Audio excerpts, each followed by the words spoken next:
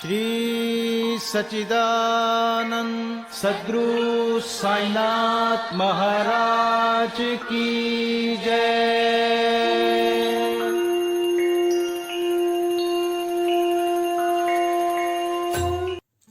आदरणीय साईं भक्तों, आप सभी को हृदय की गहराइयों से सादर प्रणाम। साईं ज्ञान गंगा के सभी एपिसोड्स को पसंद करने के लिए आपका दिल से आभार। आशा करते हैं कि साईं ज्ञान गंगा का ये नया वीडियो भी आपको बेहद पसंद आएगा। पसंद आने पर आप इसे लाइक व शेयर जरूर करें, और यदि आपने अभी तक चैनल को सब्सक्राइब नहीं किया है तो प्लीज अभी सब्सक्राइब कीजिएगा। सब्सक्राइब करना बेहद आसान है और एकदम मुफ्त है। तो आइए शुभारंभ करते हैं साईं ज्ञान गंगा के इस एपिसोड में श्री साईं सच्चरित्र के अध्याय 16 व 17 के भाग 2 का। पिछले एपिसोड में हमने जाना कि किस प्रकार ब्रह्म ज्ञान प्राप्ति की इच्छा से आए हुए एक धनी व्यक्ति को बाबा ने किस प्रकार उपदेश दिया। आइए जहन ताजा करने के लिए उस ब्रह्म ज्ञान प्राप्ति के इच्छुक धनी व्यक्ति को दिए गए बाबा के उपदेश का रिकैप देखते हैं। बाबा बोले, मेरे प्रिय मित्र, इतने अधीर ना हो। मैं तुम्हें शीघ्र ही ब्रह्म का दर्शन करा दूंगा। मेरे सब व्यवहार तो नगद ही हैं और मैं उधार कभी नहीं करता। इसी कारण अनेक लोग धन, स्वास्थ्य, शक्ति, मान, पद, आरोग्य तथा अन्य पदार्थों की इच्छा पूर्ति के हेतु मेरे पास आते हैं। ऐसा तो कोई विरला ही आता है जो ब्रह्म ज्ञान का पिपासु हो। भौतिक पदार्थों की अभिलाषा से यहाँ आने वाले लोगों का कोई अभाव नहीं, परंतु आध्यात्मिक जिज्ञासुओं का आगमन बहुत ही दुर्लभ है। मैं सोचता हूँ कि ये क्षण मेरे लिए बहुत ही धन्य तथा शुभ है, जब आप सरीखे महानुभाव यहाँ पधार कर मुझे ब्रह्म ज्ञान देने के लिए जोर दे रहे हैं। मैं सहर्ष आपको ब्रह्म दर्शन करा दूंगा। ये कहकर बाबा ने उन्हें ब्रह्म दर्शन कराने के हेतु अपने पास बिठा लिया और इधर उधर की चर्चाओं में लगा दिया, जिससे कुछ समय के लिए वे अपना प्रश्न भूल गए। उन्होंने एक बालक को बुलाकर नंदू मारवाड़ी के यहाँ से 5 रुपए उधार लाने को भेजा। लड़के ने वापस आकर बतलाया कि नंदू का तो कोई पता नहीं है और उसके घर पर ताला लगा पड़ा है। फिर बाबा ने दूसरे व्यापारी के यहाँ भेजा। इस बार भी लड़का रुपए लाने में असफल ही रहा। इस प्रयोग को 2-3 बार दोहराने पर भी उसका परिणाम पूर्ववत ही निकला। ब्रह्म जिज्ञासु महाशय जी के पास नोटों की गड्डियां थी, और यदि वे सचमुच ही ब्रह्म ज्ञान के आकांक्षी होते तो इतने समय तक शांत ना बैठते। यद्यपि बाबा द्वारा इच्छित राशि बहुत ही अल्प थी, फिर भी वो स्वयं संकल्प करने में असमर्थ ही रहा और 5 रुपए उधार देने तक का साहस न कर सका। ऐसा व्यक्ति बाबा से ब्रह्म ज्ञान, जो विश्व की अति श्रेष्ठ वस्तु है, उसकी प्राप्ति के लिए आया है। यदि बाबा से सचमुच प्रेम करने वाला अन्य कोई व्यक्ति होता तो वे केवल दर्शक न बनकर तुरंत ही 5 रुपए दे देता, परंतु इन महाशय की दशा तो बिल्कुल विपरीत थी। उन्होंने न रुपए दिए और न शांत ही बैठे, वरन वापस जल्द लौटने की तैयारी करने लगे और अधीर होकर बाबा से बोले, अरे बाबा, कृपया मुझे शीघ्र ब्रह्म ज्ञान दो। बाबा ने उत्तर दिया, मेरे प्यारे मित्र, क्या इस नाटक से तुम्हारी समझ में कुछ नहीं आया? मैं तुम्हें ब्रह्म दर्शन कराने का ही तो प्रयत्न कर रहा था। संक्षेप में तात्पर्य ये है कि ब्रह्म का दर्शन करने के लिए 5 वस्तुओं का त्याग करना पड़ता है। 5 प्राण, 5 इंद्रियां, मन, बुद्धि तथा अहंकार। ये हुआ ब्रह्म ज्ञान। आत्मानुभूति का मार्ग भी उसी प्रकार है, जिस प्रकार तलवार की धार पर चलना। तो आइए अब अध्याय 16 व 17 के भाग 2 में जानते हैं कि किस प्रकार बाबा ने ब्रह्म ज्ञान व आत्मानुभूति प्राप्त करने के लिए कुछ योग्यताओं के होने की विस्तृत जानकारी देते हुए इस विषय पर विस्तृत वक्तव्य दिया, जिसका सारांश अब यहाँ प्रस्तुत है। बाबा के अनुसार ब्रह्म ज्ञान या आत्मानुभूति प्राप्त करने के लिए कुछ विशेष योग्यताओं का होना बेहद जरूरी है। सामान्य मनुष्यों को प्राय अपने जीवन काल में ब्रह्म के दर्शन नहीं हो पाते। उसकी प्राप्ति के लिए कुछ योग्यताओं का भी होना नितांत आवश्यक है। सबसे पहली योग्यता है मुमुक्षुत्व, यानी मुक्ति की तीव्र उत्कंठा। जो सोचता है कि मैं बंधन में हूं और इस बंधन से मुक्त होना चाहे, तो इस ध्येय की प्राप्ति के लिए उत्सुकता और दृढ़ संकल्प से प्रयत्न करता रहे तथा प्रत्येक परिस्थिति का सामना करने को तैयार रहे, वही इस आध्यात्मिक मार्ग पर चलने योग्य है। ब्रह्म ज्ञान या आत्मानुभूति के लिए दूसरी योग्यता है विरक्ति। विरक्ति मतलब लोक परलोक के समस्त पदार्थों से उदासीनता का भाव। ऐहिक वस्तुएं, लाभ और प्रतिष्ठा जो कि कर्मजन्य है, जब तक इनसे उदासीनता उत्पन्न नहीं होगी, तब तक उसे आध्यात्मिक जगत में प्रवेश करने का अधिकार नहीं मिल सकता। तीसरी योग्यता है अंतर्मुखता।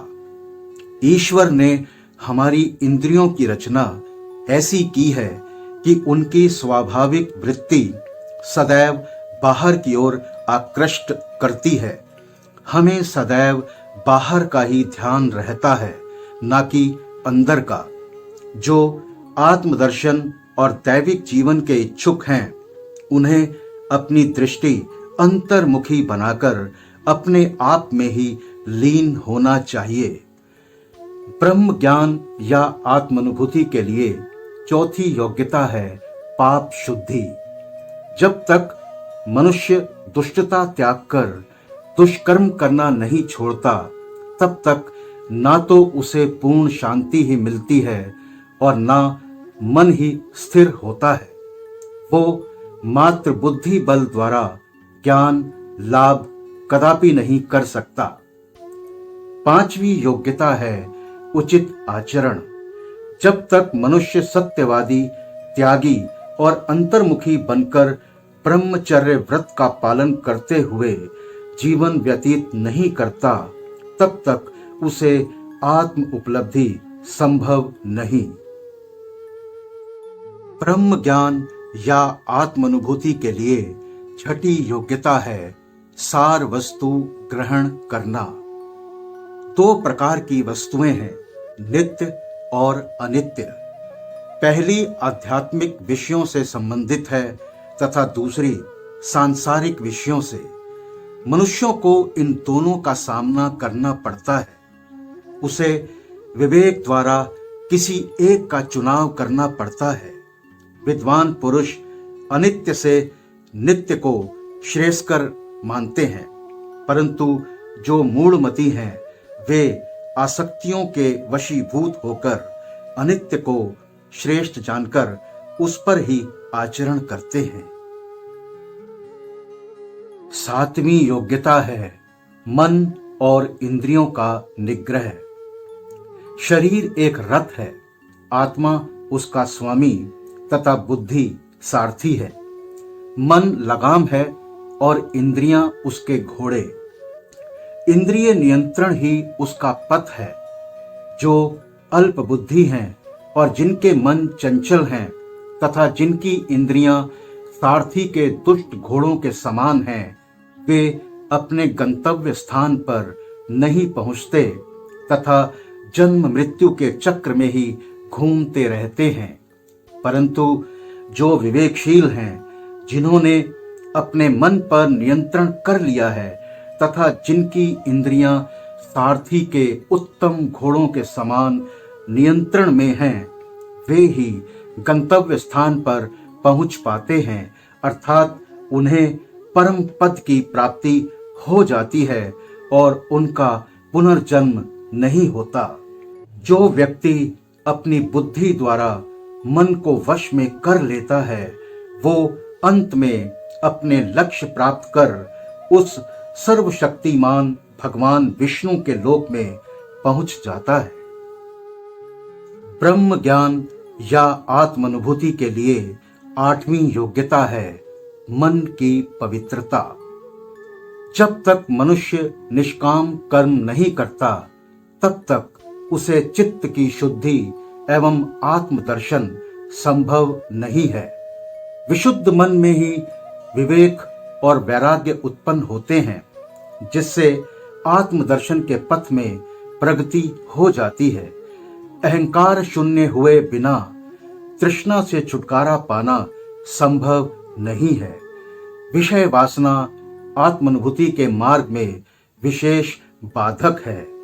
ये धारणा कि मैं शरीर हूं एक भ्रम है। यदि तुम्हें अपने जीवन के ध्येय यानी आत्म साक्षात्कार को प्राप्त करने की अभिलाषा है तो इस धारणा तथा आसक्ति का सर्वथा त्याग कर दो। 9वीं योग्यता है गुरु की आवश्यकता। आत्मज्ञान इतना गूढ़ और रहस्यमय है कि मात्र निज प्रयत्न से उसकी प्राप्ति संभव नहीं है। इस कारण आत्मानुभूति प्राप्त किए हुए गुरु की सहायता परम आवश्यक है।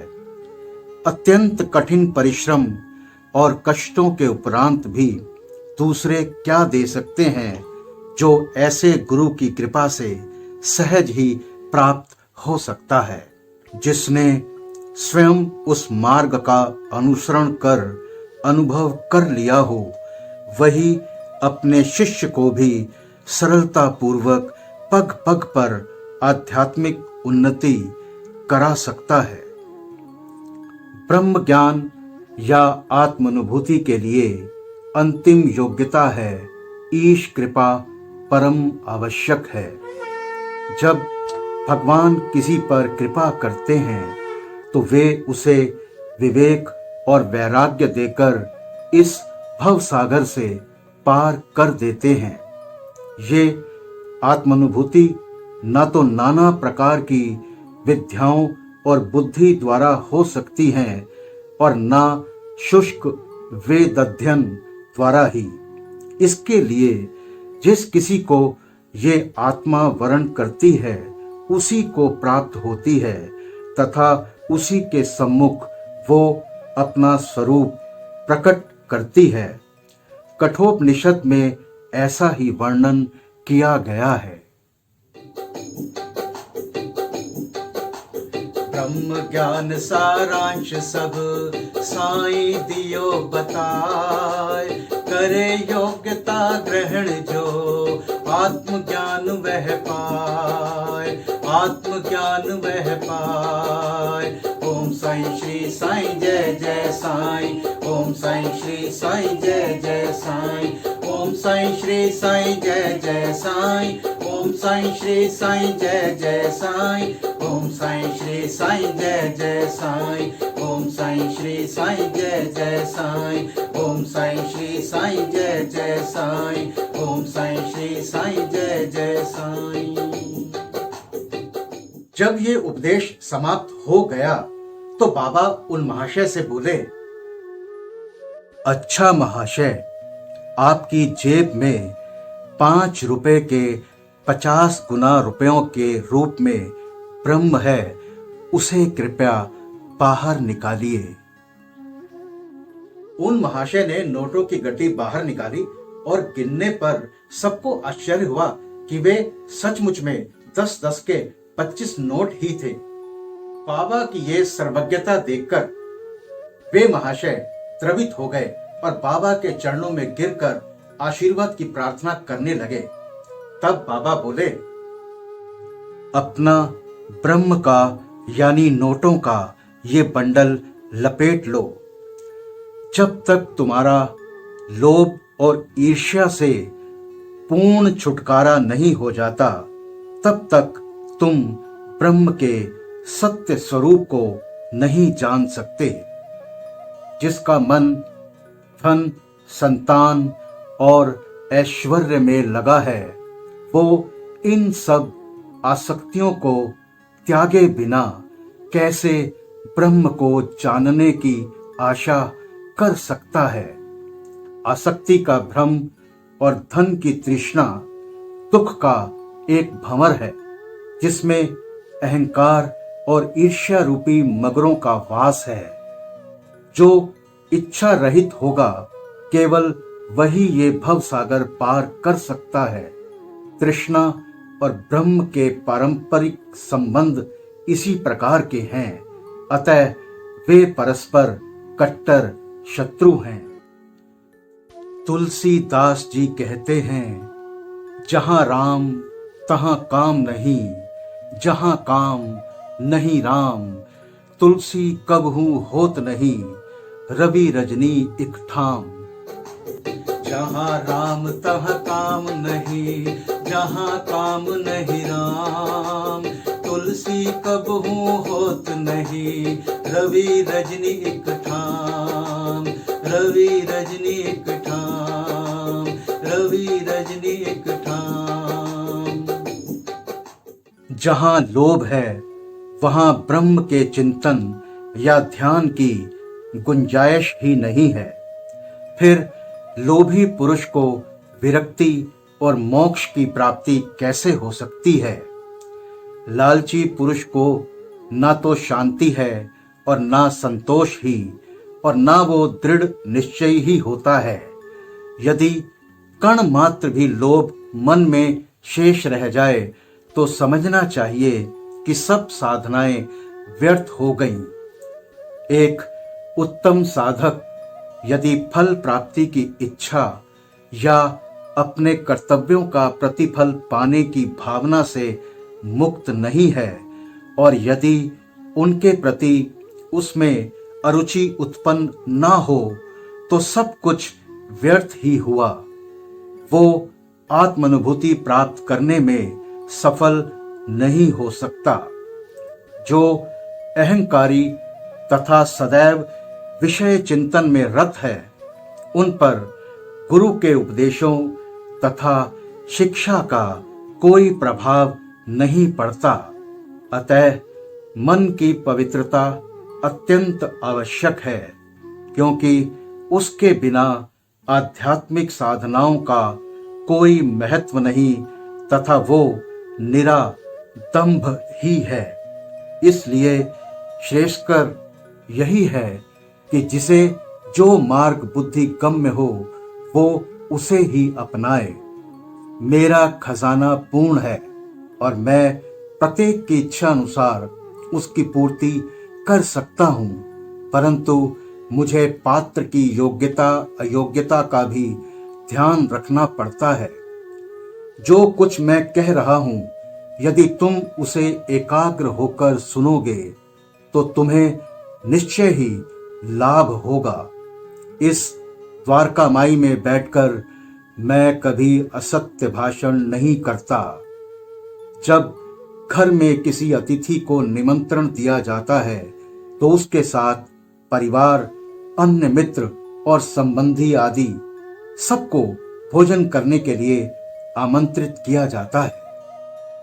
बाबा द्वारा उन धनी महाशय को दिए गए इस ज्ञान भोज में द्वारका माई में उपस्थित सभी जन सम्मिलित थे।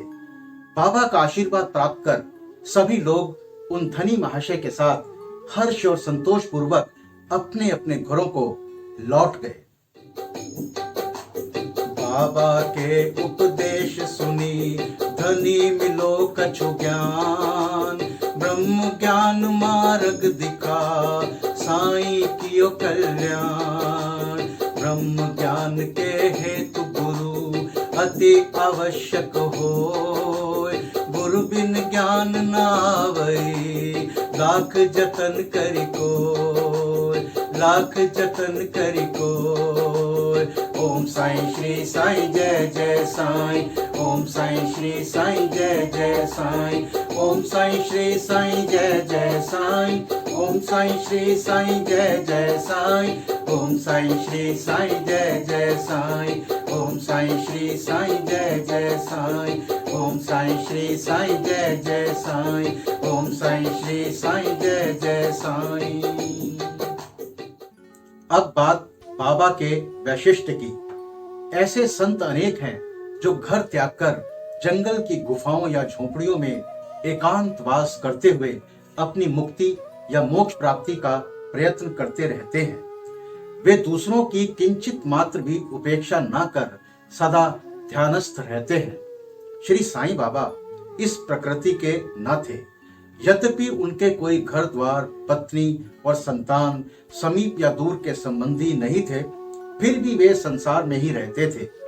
वे केवल 4-5 घरों से भिक्षा लेकर सदा नीम वृक्ष के नीचे निवास करते तथा समस्त सांसारिक व्यवहार करते रहते थे। इस विश्व में रहकर किस प्रकार आचरण करना चाहिए, इसकी भी वे शिक्षा देते थे।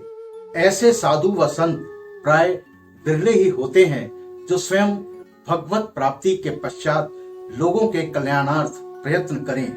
श्री साईं बाबा इन सब में अग्रणीय थे। इसलिए श्री साईं सचरित्र के रचयिता श्री हेमाड पंत कहते हैं, वो देश धन्य है, वो कुटुंब धन्य है तथा वे माता पिता धन्य हैं, जहां साईं बाबा के रूप में ये असाधारण परम श्रेष्ठ अनमोल विशुद्ध रत्न उत्पन्न हुआ। श्री साईं सचरित्र के अध्याय 16 व 17 का भाग 2 यहाँ संपन्न होता है। अगर आपको ये वीडियो पसंद आया तो इसे लाइक व शेयर जरूर कीजिएगा, और यदि आपने अभी तक चैनल को सब्सक्राइब नहीं किया है तो प्लीज अभी सब्सक्राइब कीजिएगा। तो मिलते हैं आपसे साईं ज्ञान गंगा के अगले एपिसोड में अगले गुरुवार को। तब तक मस्त रहिए, स्वस्थ रहिए, साईं नाम जपते रहिए। बाबा सबका भला करेंगे। ओम श्री साईनाथाय नमः।